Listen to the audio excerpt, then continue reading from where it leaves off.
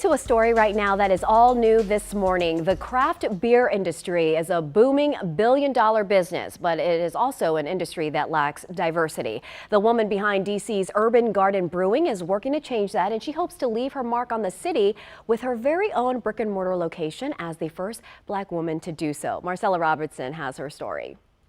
Urban Garden Brewing, I started in my uncle's backyard. Despite Eamoni Collier's humble beginnings for her craft brew brand, she's made quite the impact in the DC market in the last year, especially as a self-distributor. We have released 6 beers to date. We've been in over like 40 locations in Washington, D.C. But breaking into an industry where most of her peers don't look like her has been tough. Like, you can really be in like a conference full of, male brewers and just really feel like, oh my God, do I belong here? We first met Eamoni back in 2021. This is what seltzers are supposed to taste like. At a roundtable of Black brewers in the DMV. It's really about education and access. Talking about the lack of diversity in the craft beer business. We're all just trying to change that. According to a recent Brewers Association survey, less than 1% of breweries in the entire country are Black owned, and only 2% are fully owned by women. Hopefully this is going to be a moment that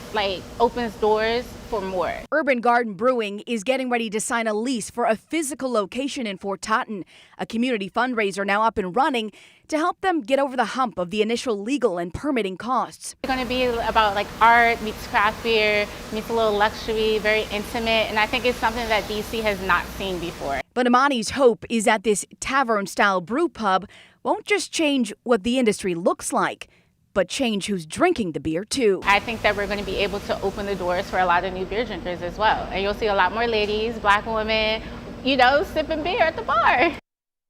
All right, so I just checked the fundraiser before we went on air. It's now almost up to $23,000. That is in less than just 2 weeks. The goal is to get to 50, and we've got a link for that up on our website. But guys, the goal is to have the doors open in about 12 to 18 months, which is incredible. Again, she would be making history doing that.